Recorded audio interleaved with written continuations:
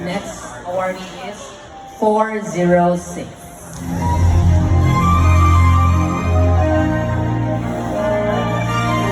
Layo. Dito, dito. Sino yung competitor ni 436? 406? Maganda rin to.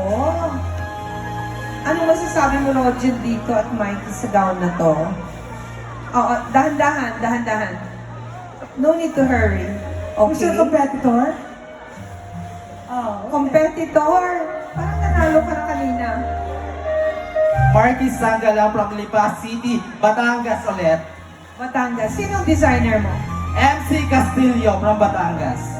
MC, galing. Bakit siya, Mikey? Ang ganda. Kakaiba. It's modern, but it's not parang bastusin. It's still very, parang pang wedding talaga siya. It's very fashion.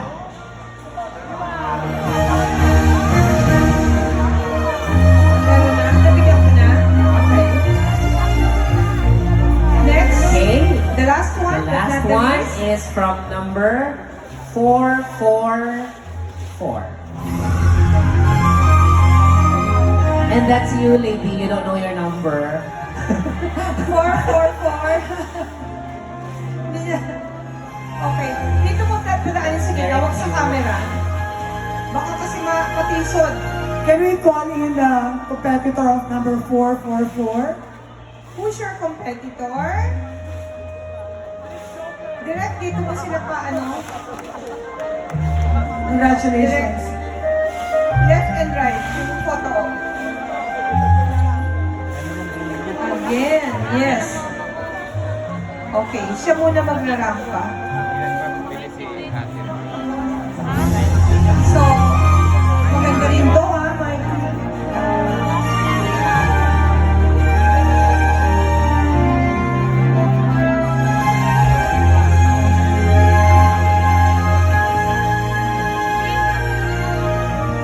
Who's the designer? From Despair, Dilupa po. Despair. Tinupa ang designer. And what's your name? I'm Luis po. Ng Dilupa. Tinupa din, kapitbahay mo yung designer. Ang galing. Bakit siya, Mikey? Ang ganda. It's a very Elisab inspired, so it's very international. No need, wala masyado bato-bato, but it's very beautiful pa rin. Yeah, the embroidery.